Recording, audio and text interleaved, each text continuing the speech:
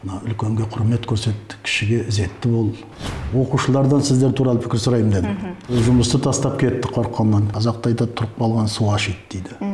Ұстаз 6 параметрменен бағаланады. Ол өзінің белсенділігі қалай, менде қандай өсім болды деп негізінде өзі бағаланады. Қазіргі кезде аттестациялау кезінде біз олар тестілейміз. Әрине бұл негізі шетелде ондай жоқ.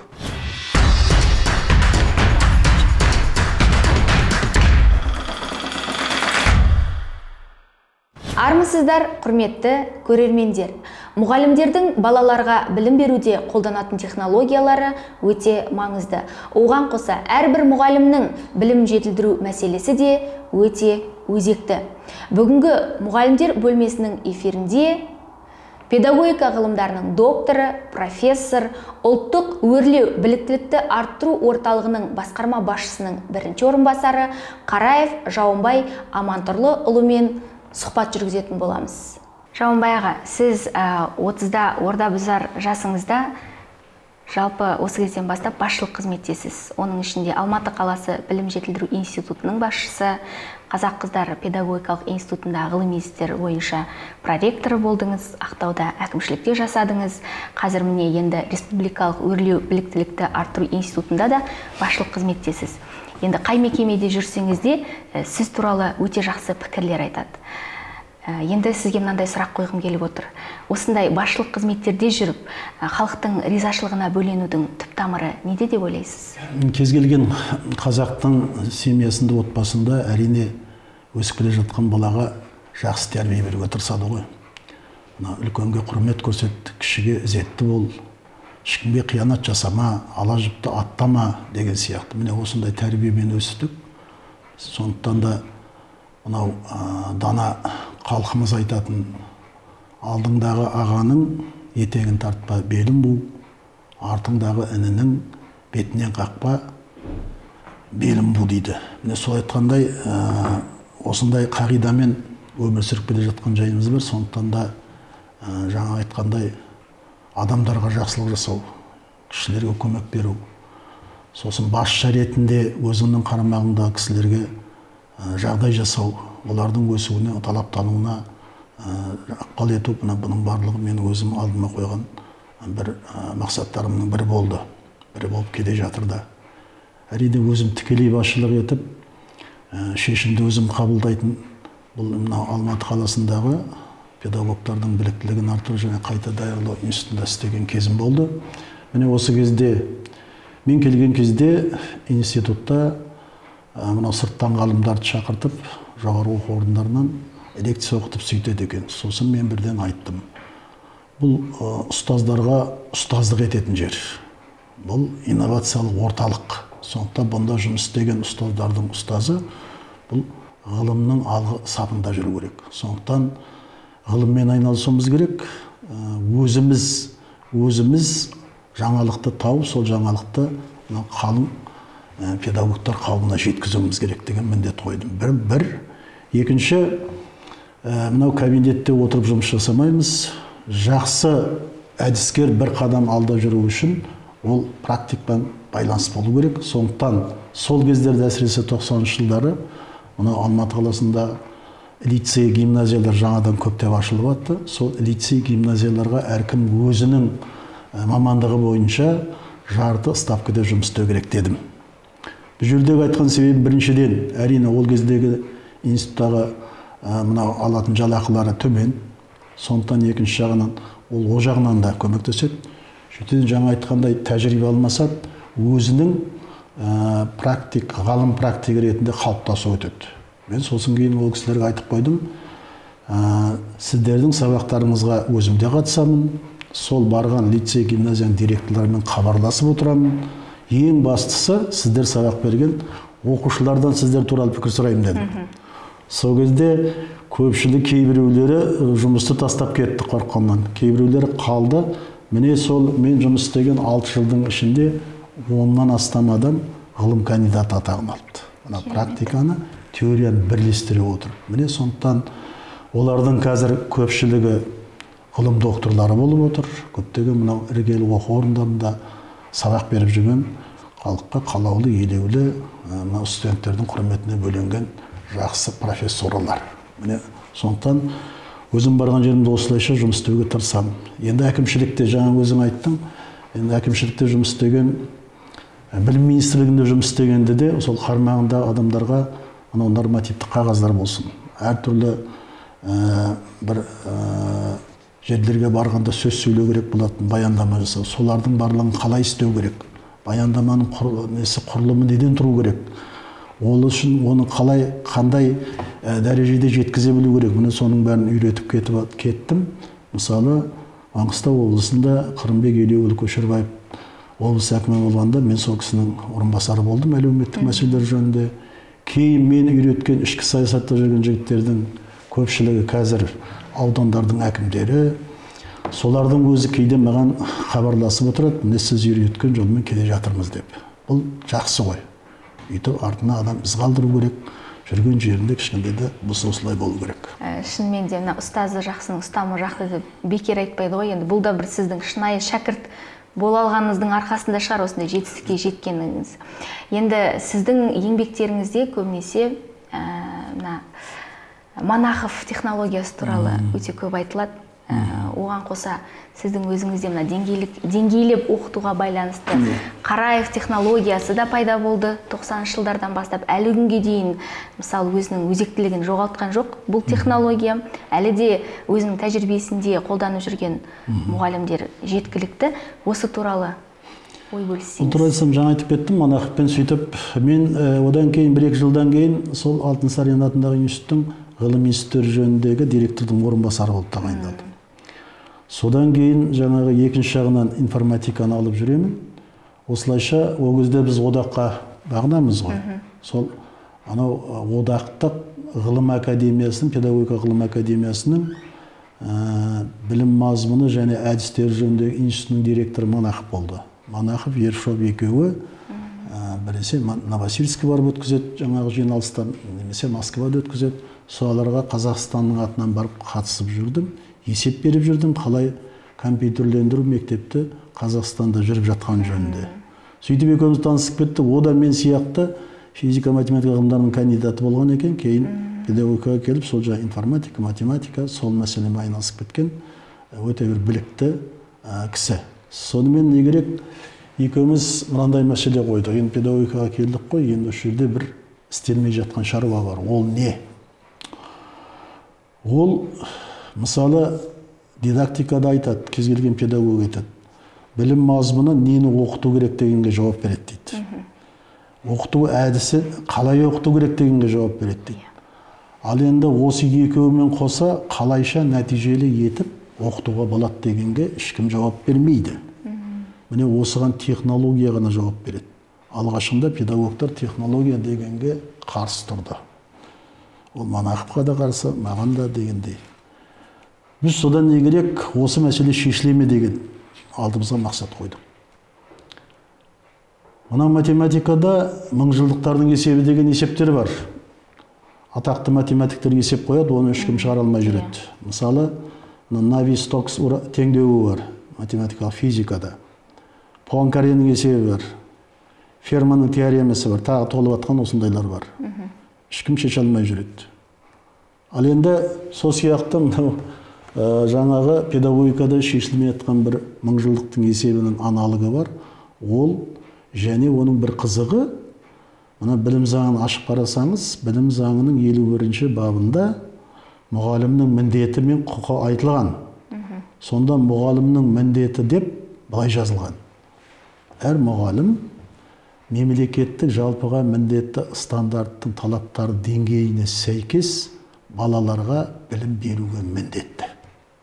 Ал енді осыны ойланып қарасақ, жалпыға міндетті мемлекеттік стандарттың талаптарына сәйкес. Мен мемлекеттік стандарт талаптарын қарайтын болсақ, бұның деңгейі тек қана жаттап қайтып алып беру емес, ол бала түсіндіре білуге, кейбір нәрсені қолдана білу деңгейінде сұрайды. Ал біз сондай білім беріп жатырмыз ба? Мысалы, мынау ұлттық бірыңғай тестілеуді алайық, соңғы 15 жылда жүрген. Мектеп бітірушілердің 4-тен бірі соның жаңағы білу деңгейі ғой, тек қана қайталап айту деңгейі, ең төменгі деңгей меңгерудің. соның өзінде де 4-тен 1 соған жете алмай жатыр. Оның ар жағындағысы қаншалық деңгейге жеткен, ол тест анықтап бере алмайды. Ал енді одан пороговый деңгейден өтіп кетті, міне жақсы деп жүргендеріміздің ішінде қаншасы қандай деңгейде жүр, біз оны айта алмаймыз бұл тестпенен. Мына Герман Эббингауз деген атақты немістің психологы бар, соның ұмыту теориясы деген бар, теория забывания. Сонда айтады, мына жаттап алу деңгейіндегі білім бір аптадан кейін бар болғаны 10% қалады екен де, бір айдың төңірегінде ұмытылып қалады екен. Егер түсіну деңгейінде алатын болсақ, ол не деген сөз? Ол мысалы жаңағы материалды меңгеріп өз тіліңмен, өз ойыңдан жеткізіп бере алсаң, ол түсіну деңгейі.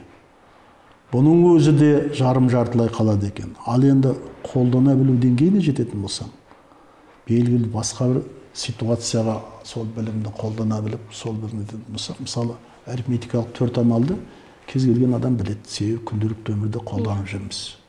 Ол функционал сауаттылықтың басы. Міне осындай деңгейде ғана ол ұмытылмайды. Мемлекеттік стандарттың деңгейіндей осындай дидактикалық құрал керек.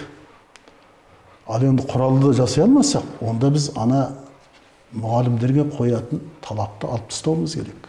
Білім заңынан. Заңды бұзуға болмайды. Егер жаңа жағынан келетін болсақ, дилемма бар. Не бұл қатал қойылған талап есептелмей, немесе бұл талапты шеше білетіндей дидактикалық инструментарий жасап беруіміз керек. Міне осы есепті Манахиби екеуміз шығаруға тырыстық. Мысалы, соны шығардық та.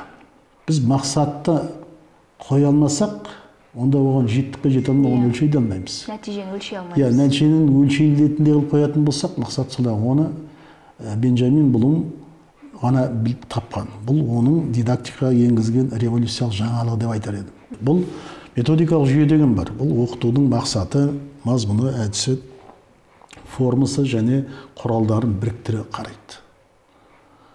Егер де сол жүйенің бір элементі жаңағыдай иерархия құрайтын болса, бір-біріне бағыныңқы осындай вертикаль. Қалғанда солай болуға тиісті. Аға, енді сіздің бұлай ізденіс жолына түсіп, ғылымға ден қоюыңызға үйдегі апайымыздың да әсері бар шығар. Жалпы ол кісі де педагог, доктор, сіз де педагог, докторсыз. Осы жағынан қалай енді үйде кім доктор деген сұрақ туындап отыр. Енді ол кісі негізінде математик. Мына Казгудың мехматын бітірген, мен аспирантураға келгенде математик механикасында ол сонда жұмыс жасайтын, содан таныстық. Кейін үйленгеннен кейін мен жаңа технологиямды, докторлығымды қорғағаннан кейін ол кісі осы практикасына көп назар аударды. Ал енді үйде кім доктор дейтін болса, екеумізде шығар, бірақ енді мен шынын айтсам, үйде отырып сол күні-түні біреулер айтады, осы бір жазамыз деп үйде айта алмаймын. Ол ойды алдымен баста пісіру керек. Көп ойлану керек, өзің жаңа рефлексия дейді, сөйтіп қана жұмыс жасау керек. Үйдегі дастарханның доктор шығар, ол кісі деп ойлаймын. Бірақ енді еңбек қор. Әліге шейін сол осы технологиялық негіздегі жаңа деңгейленген мазмұны бар Блумның идеясын пайдаланып отырып жазатын оқулықтарды көптеп Қазақстанға беріп жатыр. Өзің авторлық топтар бар дегендей. Осылай жұмыс жасап жатыр. Жақсы. Енді сіз енді осы уақытқа дейін көп жағдайда нәзік жандылардың басшысы болып келе жатырсыз. Сол турасында айтсаңыз, жалпы нәзік жандыларға қатысты қандай қасиеттерін жақсы бағалайсыз және қандай қасиетті бойларынан көргіңіз келмейді? Білім саласының 90%-дан көбі бұл нәзік жандылар. Сондықтан бұл нәзік жандылардың енді білім саласына сіңірген еңбегі өте зор. Себебі біз енді ер адамдар көбіне айтпай ақ қоямын, бірақ ауырдың үсті жеңілдің асты болмағанмен көбінде сол ақшасы көбірек, жұмысы азырақ сояққа қарай жүретініміз рас. Бір кездерде жұрт аладор арқалап шапқылап кеткен кезде сол мектепті ұстап қалған, сол нәзік жандылар ғой, сондықтан ол рахметімізді айтуымыз керек. Енді нәзік жанды дегенде мен мынау Шәмшік Көпбайқызы Беркінбаеваны айтқым келеді. Осы қазақтың қызының моделі қандай болады, сол кісіні айтар едім. Ол кісімен бірге ол министр болғанда да жұмыс жасадым, министрлікте. Одан кейін мына Қыздар педагогика институтында ол кісі ректор болғанда мен сол кісінің бірінші орынбасары болып жұмыс жасадым. Міне негізгі қазақының қайраткері қандай болу керек. Біз ана институт ол кезде соны қазақ қыздарының парасат мектебі деп атайтын едік. Мен әрине мына қазақта сөз бар ғой, көркіне ақылы сай деп. Сол көркіне ақылы сай осындай ақылды, ибалы, парасатты қыздарды жақсы көремін. Енді сіз ғылым саласында жүрген адам болғаннан кейін, қазіргі мынау білім реформалары туралы сұрамағаным ұят шығар. Жалпы осы жаңартылған білім мазмұнына қатысты көзқарасыңыз қандай? Қай бағытта дұрыс келе жатырмыз ба? Жалпы реформа деген керек. Мынау диалектиканың заңы бар ғой, қозғалыс бар жерде тіршілік бар дегендей. Даму бар. Қазақта айтады, даму бар. Қазақта айтады, тұрып қалған су ашиды дейді. Бірақ енді қозғалыс осы екен деп шарқылап кетуге тағы болмайды. Бұны өте байыппен, жаңа айтқан ғылыми негізде, жан-жақты дайындықпен келу керек. Бір кезде бір министр болды, 12 жылдыққа 1 жылда өтеміз деген. Мен ол кезде министрлігінде департаментті бастық едім. Соған дәлелдеп айттым мен, бұл болмайды. Мынандай аспекттері бар. Жоқ, қазір заман деген сондай. Біз 1 жылдың ішінде өтуіміз керек деп. Содан кейін енді пікіріміз келіспегесін маған ол жерде кетуге тура келді. Бірақ енді сол 12 жылдыққа міне одан бері де 15 жылдан асты әлі өте алмай жүрміз. Ол жаңа асығыстықтың ғылыми негізделмегендіктен, байыптылықпенен, дәйектілікпенен келмегеннің есері. Бірақ реформа керек.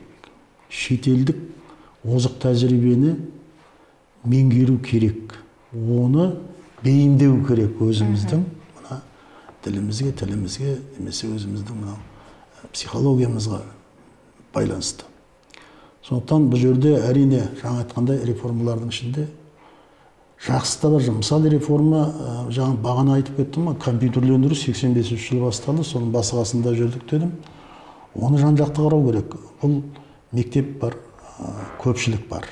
Жалпы бір өндірістің ішінде жаңалық болып жататын болса, ол өндіріске ғана қажетті болып қалады да, ал енді мына білім саласындағы ол реформа, ол тек қана мектептің мұғалімі менен жаңа баланың арасында емес, ол үйде отырған мұғалім, оның ата-анасына, әжелердің атасына қажетті мәселе, көпшілікке қауымға керек. Сондықтан оның жаңағы жүргізілуі, оның бүкіл саясаты, оның ішкі мән мағынасы халыққа да түсінікті болу керек. Әйтпесе ол жүрмейді. Оны әсіресе мына сон кеше қашықтан оқытып жатқан кезде көріп жатырмыз. Ата-аналар жаңағы оқулықтарда қателіктерді тауып жатыр. Оқу процесінде кейбір кемшін тұстарды тауып жатыр. Себебі ол бұрынғыдан да гөрі жаңа оқу процесіне кіріп кетті. Ол бір жағынан жақсы. Ата-ананың да өзінің ұрпағына үйтіп ойласқаны о да дұрыс. Асығыстық бар. Асығыстық ол көп жерде жақсылыққа әкеліңкіремейді. Бірақ енгізіп жатқан диетің қойып жатқан мақсат дұрыс. Екінші бір мәселе бұл мына білім саласын компьютерлендіру, цифрландыру мәселесі. Бұл жерде де сен бір сұрақтарының ішінде бар екен, шетелдің қай бір озық тәжірибесі келгенде қандай оң нәтиже берді дегенде. Мысалы біз Оңтүстік Кореяның ашық университеті бар, Сеулдің. Соған барып осы өрлеудің барлық жаңағы компьютер мәдениет мамандарын, методистерді барып оқыттық. Қашықтан оқыту деген қалай болады? Мынау ақпараттық коммуникациялық технологияны оқу процесіне пайдаланғанда нені ескеру керек? Бұған бәрібір келеміз. 21 ғасыр бар. 21 ғасырда балаға да қойылатын, ұстазға да қойылатын талаптар бар. 21 ғасырдың дағдылары. Міне осы талап тұрғысынан қарағанда қалай болады? Міне осыны біз үйреніп келіп, ол Оңтүстік Кореяның көп ғалымдар осы араға келіп те өзінің семинарларын өткізді. Кеше қашықтан оқыту кезінде біздің өрлеудің жаңағы ұстаздарды қашықты арқылы курс өткізуге дайын болып шықтық. Себебі біз 12 жылдан бастап 8 жыл бойына белгілі бір бөлігін курстың осы қашықтан оқыту форматында өткізген біз. Оған ұстаздарымыз да, басқалар да дайын болып шықты. Енді қараңызшы, тәрбие, оның ішінде ұлттық тәрбие мәселесі бұл өзекті мәселе болып саналады. Енді сіз өзіңіз қыздар педагогикалық институтында жұмыс жасағанда сол жерде тәрбие институты болды. Клара Жантөреева сынды жаңағы тәрбие жанашырлары қызмет жасады. Енді өкінішке орай қазір арамызда жоқ, бірақ десек те осы мына ұлттық тәрбие мәселесі қашан және қандай жағдайда шешімін таба алады деп ойлайсыз? Оның көп факторлары болды. Ол тәрбие жұмысының жаңағы бұрынғы жүйенің былай бұзылуына. Сол кезде әрине Клара Жантөреқызының көп жұмыс жасады. Анау Серғазы Қалиев деген ағамыз болды. Жарықбаев деген психолог ағамыз. Осылардың барлығы да осы салада этнопедагогика, этнопсихология саласында жұмыс істеді. Өте дұрыс болды. Оларға лабораториялар бердік, институттар ашып бердік. Ал енді бұл тәрбиені оқу процесінде емес, ол жерде көбіне жаңағы бір мектептен класстан тыс тәрбие сағаттары, класстан тыс тәрбие жұмыстары, ата-аналармен жұмыстағы басқа түрі болды. Ол дұрыс, ондай формада болу керек. Ал бірақ жаңағы мен айтып кеткен Лернердің айтқан дәлелденген көп элементті білім мазмұны, деңгейлі білім мазмұны. Соның үшін бір элементі міндетті түрде тәрбие. Тәрбие ол кез келген биологиялық тақырыптың ішінде де, мысалы экологиялық тәрбие. Ол математикалық тақырыптың ішінде де, мысалы жергілікті жердік материалдардың тағы басқа пайдаланатын болсақ, жерген сүйіспеншілік, адамгершілік, тағы басқа патриотизм әрекет етеді. Ол химияның ішінде де, ол әрине гуманитарлық пәндердің ішінде де жүретін нәрсе. Мысалы Алтынсаринның дидактикалық әңгімелерін қараңдаршы, қандай керемет. Абайдың кез келген өлеңі тәрбиеге тұнып тұр, қара сөздерін былай қойғанда. Бірақ енді осыны қазір айтқандай, мынаны бір пән қылып жіберейікші, ана пән болмайды. Пән ол адамзат баласының өзінің ғылымдар классификациясынан шығатын қандай пән өсіп келе жатқан адамға қандай қажет. Қалғанның барлығы мазмұн арқылы енуге тиісті. Мысалы экологиялық тәрбие мазмұн арқылы, оның жеке пәннің қажеті шамалы, бірақ мазмұн арқылы кіргізуге болады. Сондықтан әрине бұл қазір өте өзекті мәселенің біреуі.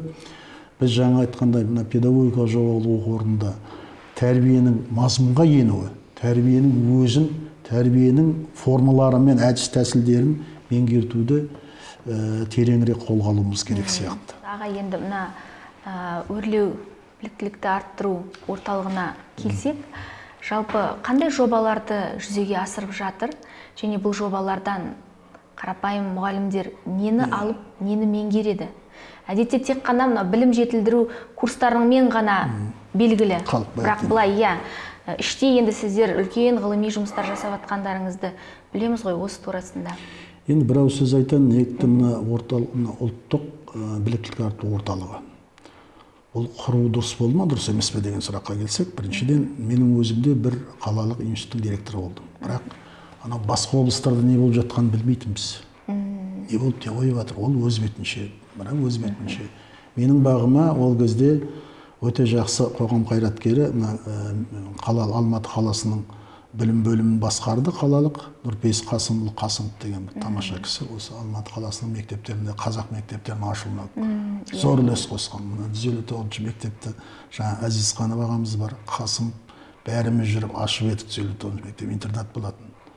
Сол мектептің алғашқы кездегі жаңа Аягүл Төреқызын шақырып әкеліп сөз жүрген, 86 мектепте завуч болып жүрген директор әкеліп қойып, сол кісіге жаңағы демеу болу үшін мен сол кезде жаңағы Алтынсарин институттың ғылым жөніндегі орынбасары болып жүріп, физика математиканың кандидаты болғасын, информатиканы сабақ бердім. Сол жерге ана қазақтар баласын беру үшін. Енді қазір атақты мектеп болды ол жерде. Біздің ағамыз еңбек ері болды дегендей. Ал енді міне сол кісінің арқасында мен қалалық институтта жаңағыдай ұйымдастыра білдім. Енді мынау зарплаттар өте төмен еді баяғы кезде институттардың. Сосын мысалы жаңа айттық қой, реформа керек, асықпау керек, айыппен жүру керек дегендей, әрбір 5 жыл сайын мемлекеттік бағдарлама қабылданады. Ол мемлекеттік бағдарламаның ішіндегі міндеттер әр сала бойынша, әр бағыт бойынша оны жүзеге асыру керек. Міне осы жаңалықты, жаңа бағыттарды, ол тіпті нормативтік болсын, ол психолог, педагог, методологик болсын, ол әдістемелік болсын, осының барлығын ұстазға тез жеткізіп, оны жаппай енгізуге жіберу үшін әрине ұлттық деңгейдегі осындай орталық керек.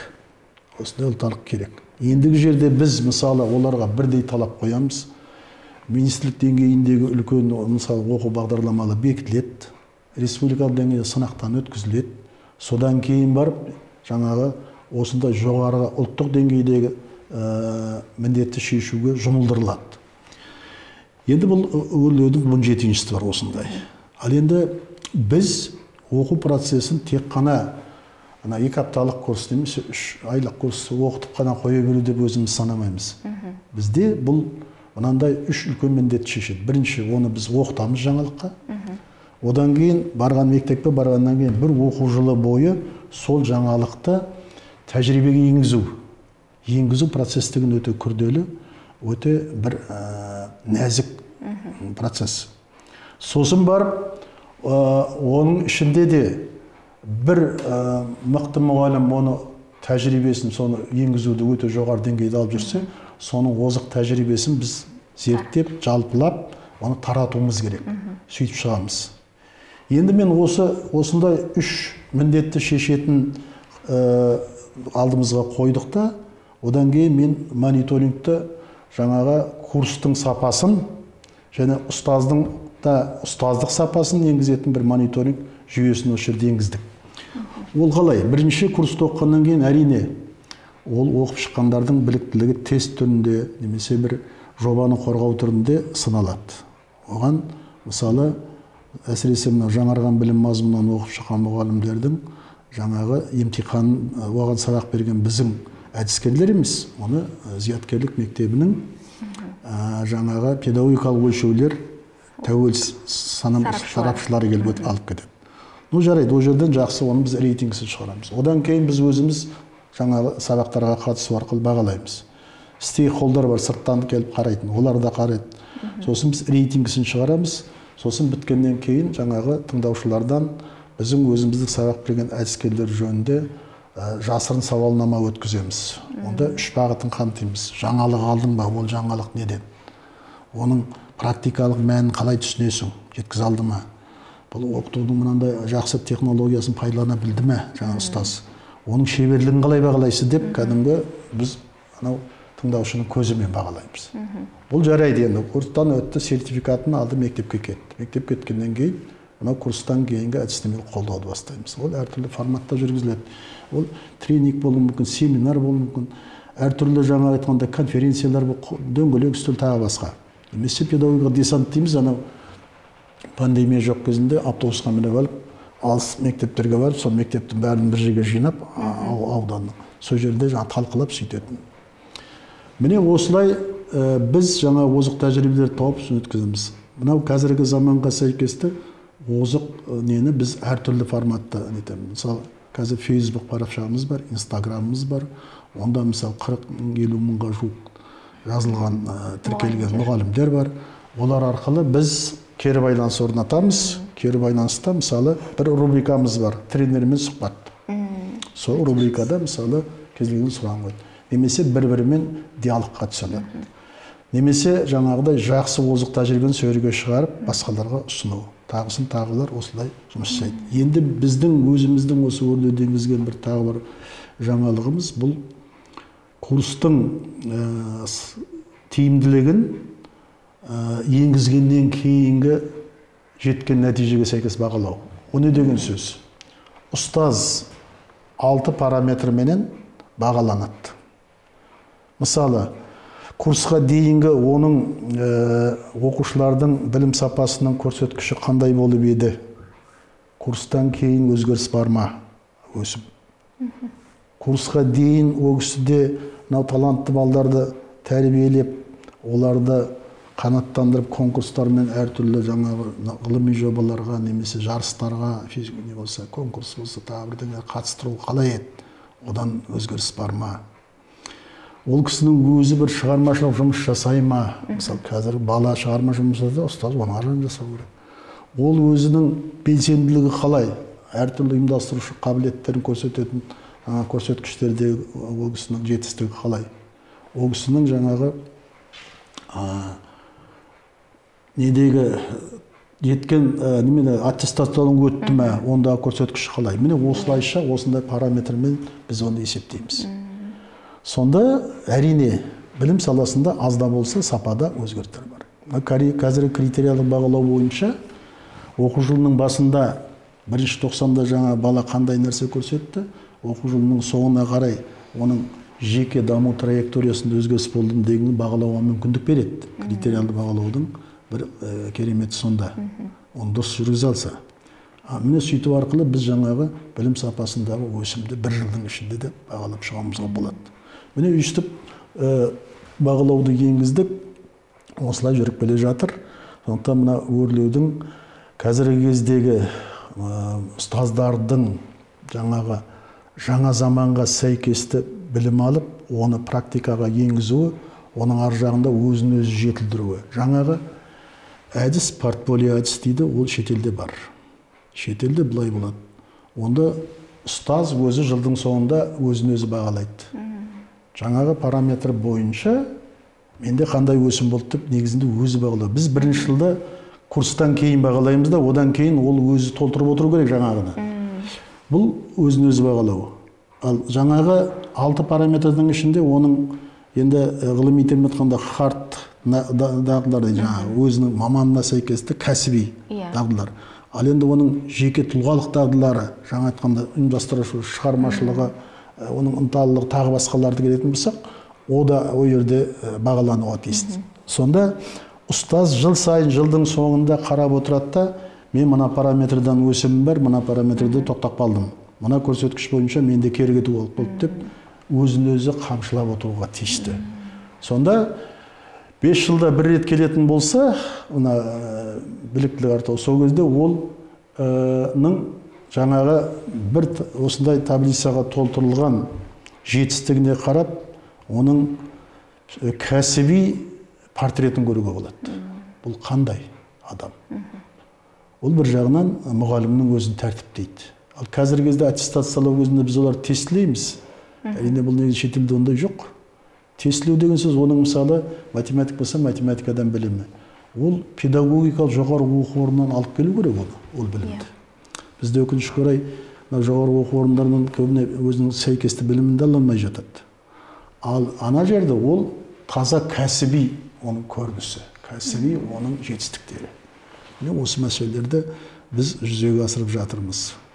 Сосын әрине, мынау соңғы 3 жыл болды, біз курстан кейінгі әдістемелік қолдауды облыстық білім басқармамен бірлесе отырып, әр облыстың өзінің жоспары бар. Сол жоспарды бір жағында жаңағы сол облыстағы институттың директоры, екінші жағынан облыстық білім басқармасының басқармасы екеуі мақұлдасып отырып бітіреді. Себебі педагог сол облыстың педагогы. Оны біз бөліп жармаймыз. Біз соған сәйкесті жаңа өсуін бірге отырып қарауымыз керек. Өте жақсы аға. Енді жаңа мұғалімнің шығармашылығы деп жатсыз ғой. Сіздерде педагогикалық идеялар фестивалі деген үлкен байқау өткізіледі мұғалімдердің арасында. Енді оның мақсаты түсінікті, ақпараттық, коммуникативті, технологиялық құзыреттіліктерін арттыру деп айтып жатамыз. Нақты жалпы осы байқауға байланысты мұғалімдер сіздер күткен бір нәтижеге жетіп жатыр ма? Сіздер күткен бір идеяларды шынымен алып келіп жатыр ма осы байқау арқылы? Енді бұлды біз осы соңғы 4 жылда қолға алдық. Елбасының да ол кезде өзі айтқаны болды, мынау жақсы озық тәжірибелерді, видео сабақтарды, бейне лекцияларды осыларды жинақтау керек деген. Соны біз тек қана мектептің мұғалімдері емес, балабақшаның педагогтары, кәсіби техникалық білім, жоғарғы білім беретін осыларды, қосымша білім беретін, не керек 19 номинациямыз бар. Сол бойынша әрқайсының талаптарын қойып, осындай видео жақсы жақын сабақтарды жинадық. 3 жылда 2,5 мыңдай видео жақсы тәжірибе жинақталды. Енді әрине оның ішінде де жаңағы жоғары деңгейге жеткізген бірінші өзіміз жоғары бағалағандары бар. Одан кейін екінші диплом алады, үшінші кезектегі дегендей. Одан өтпей қалып жатқанда сірә ол өз бетінше көп. Міне сөйтіп бұл алғашқы бақылау. Бұл жерде әрине бір жағынан конкурс, жарыс қой, байқау. Біріне бірі қарайды. Бүкіл облыстар жиналып, жаңа бірінің еткен интернеттен де көріледі, немесе өзі жаңа конкурсқа қатысқан кезде де салыстырылады. Сөйтіп бірін бірі өсуіне, дамуына ықпал етеді. Міне бұл идеяны сондай болатын. Әрине прям керемет болып шығыпты осылай деп айтатындай да бар ішінде. Мысалы ағылшын пәнінен беретін жаңа бір әдіс тәсілдерді мен өзім байқап көрдім. Мысалы Алматы қаласында болды. Басқа пәндерден де, ол енді қазақ, орыс тілдерінде жүреді. Осы мәселелердің барлығының ішінде олар бар. Енді бұл біздің неміз жинаған жаңағы жинағымыз мынау кешегі індет кезінде, осы өткенде қазір де жүріп жатыр. Өте өзінің жақсы несін тигізді. Бірақ біз енді оны биыл конкурс түрінде емес, енді жақсы видео уроктар әрбір 90-ға арналған деп соған қарай бейімдедік. Сонымен біз жаз бойы отырып бірінші 90-ға арналған 5000-ға жуық қазақ орыс тіліндегі барлық пәндердің жаңағы видео сабақтарын жасап шықтық. База жасауға бір... Иә, база жасадық. Одан кейін екінші 90-ға 2000 сабақтықын, қазір үшінші 90-дықын жасап жатырмыз. Енді конкурс осындай бағыт алды. Енді бір қызығы осы конкурсты біз мына YouTube-та сондай әркімге қолжетімді түрде орналастырып қойдық. Сонда мына жаңа жылға дейін жаңағы жарты жылдың, бірінші 90 мен екінші 90-ның видеороликтарына жазылған тіркелгендердің саны 310 мыңға жетті. Ол біздегі Қазақстан педагогтарының санынан көп. Енді оның ішінде әрине педагогтар да бар, ата-аналар да болуы мүмкін. Сосын жаңағы қаралым, көрсетілімдерінің саны сөйгенде 50 миллионнан асты. Сосын енді бұл Қазақстанның халқының санынан 2 есе көп қой деп анализ жасап қарасақ, бұл сабақтарды 50 елдің адамдары қарайды екен. Әсіресе мынау Ресейдікі, Белоруссия, Украина, Өзбекстан, Қырғызстан төңірек, одан бөлек Германияда, анау Франция, Англия, Америка, анау Оңтүстік Корея, Сингапурға дейін бар. Осындай бір өте бір керемет жақсы жұмыстардың нәтижесі содан да көруге болады деп ойлаймын. Енді мына өрлеу біліктілікті арттыру орталығының алдағы жоспары қандай? Немесе сол жоспарды жүзеге асыруда бір қандай да бір қиындықтар бар ма? Енді бұл жерде жоспар өте үлкен. Әрине, жаңа білім заңына сүйенетін болсақ, ұстаз әрбір 5 жылда өзінің біліктілігін арттырып отыруға тиіс. Бүкіл жер бетіне қарайтын болсақ, дамыған елдерде бұл өз бетінше бір сфера бөлек. Онда жыл сайын, мысалы Финляндияны айтамыз, Оңтүстік Кореяны айтамыз, Жапония, Сингапурларда жыл сайын ұстаздар өзінің біліктілігін артып отырады, соған сәйкес бюджеттен қаржы бөлінеді дегендей, орталықтарда әртүрлі. Ал енді олардың да табысқа жетіп жатқанның себебі де сондықтан болу керек деп ойлаймын. Себебі қазіргі кездегі білім саласында үлкен бір парадигма бұл өмір бойы білім алу ғой. Әрине ол өз бетінше білім алады, интернеттен болсын, басқа кітапханаға барсын, қосымша деген. Бірақ осындай ұйымдасқан түрде мынау әбден өзектілігі өскен бағыттар бойынша білім жетілдіру ол өте қажет нәрсе. Сондықтан біз алдымызға үлкен мақсаттар қойып отырмыз. Қазіргі мына 25 жылға дейінгі Қазақстан Республикасының білім мен ғылымды дамытудың сол бағдарламаға сәйкесте ұстаздардың балабақшадан бастап жоғары оқу орындарына дейінгі дамытудың жоспарын өзімізде жасап қойдық. Әрине қазіргі кезде оның барлығы мемлекеттік тапсырыс түрінде емес, ол жаңа айтқандай конкурстық негізде, тағы басқа негізде болады. Біз оған мысалы өзіміз қатысып, сол жерден соның барлығын жеңіп аламыз. Қазір енді Қазақстанда тек қана бұл ұлттық орталық емес, мысалы мына ББ орталығында өзінің жаңағы бағытындағы орталық бар, Назарбаев зияткерлік мектебінде педагогика шеберлік орталығы бар, кәсіптік технологияда мысалы кәсіпқор, тағы басқа да орталықтар жоғары оқу орындарының өзінің жандарында бар. Міне осылардың барлығы бар. Бірақ мына ұлттық орталықтың біздің еліміздегі білім саласын даму, онда ұстаздардың кәсібилігінің жоғары болуында атқаратын рөлі, оның маңызы меніңше ерекше деп ойлаймын. Өте жақсы аға. Енді өзіңіздің мына соңғы жазған еңбегіңіз, не болмаса бір бөлісер жаңалығыңыз болса? Енді мен 2018 жылы бір үлкен монография дайындадық. Онда жаңағы өзім айтқан үйдегі екінші доктор да оның қасында жүрді. Себебі таза теория емес, практикасында араластырып келтірген. Бұны айтуға болады, енді әрине жаңа дидактиканың элементтері бар деп. Біз енді баяғы Каменский 300 жыл бұрын өтіп кеткен ұлы дидактиканы оқып өскен адамдармыз ғой. Бірақ жаңа заманға сәйкесті сол дидактика қандай өзгерістер ену керек, ол неліктен болу керек, ол не әкеледі бізге деген мәселені сондай ойдан туған ғылыми монография бар. Ол орыс тілінде жазылған, қазақ тілінде жазылған көптеген мақалаларымыз бар. Осындай еңбектер бар. Аға, енді артыңыздан ерген ғылым жолындағы, мамандық жолындағы жастарға айтар тілегіңіз болса? Енді айтқан нәрсем, білім ғылымда бұл негізінде қасиетті, қастерлі дүние. Бұған жаңа айтқанда жеңіл келуге, дайындықсыз келуге, бұған қалай болса солай қарауға болмайды. Әсіресе ғылым қастерлі. Оны ойыншық көруге болмайды. Оның жаңағы әлгі диплом сатылады екен, анау-мынау дегендердің барлығын еткенде, шын айтсақ, ішін қанжылайды, олай болмауға тиісті. Өйткені ол ғылым. Ал енді ғылым болғаннан кейін әрине қоғамға сол ғылымның саласына жеткізетін бір жаңалық болу керек. Ғалым, нағыз ғалым, мен мынандай жаңалық аштым деп айту керек. Ол ашқан жаңалығының және нәтижелі болатынына да сенімді болу керек, және сондай болатындай жаңалық ашу керек. Әйтпесе мен ғалымын деп кеудесін ұрып жүргендер әрине көп.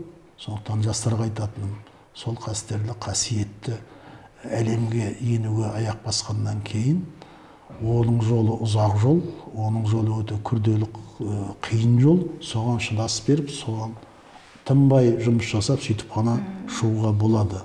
Содан кейін ғылымды дамытуға, сосын оның бәрін игілігін өз еліңнің игілігіне жұмсайтындай нәтижелі болуына тілектеспін олардың, егер сондай жұмысқа түсетін болса. Сондай тілек айтқым келеді. Үлкен рахмет, мамандығына адал болсын дейсіз ғой. Мамандығына адал болсын. Жауынбай аға, енді бүгінгі сұхбатыңызға үлкен рахмет. Мұғалімдер үшін де үлкен бір тәлім-тәрбиеге толы сұхбат болды деп есептейміз. Еңбегіңізге шығармашылық табыс тілейміз. Үлкен рахмет.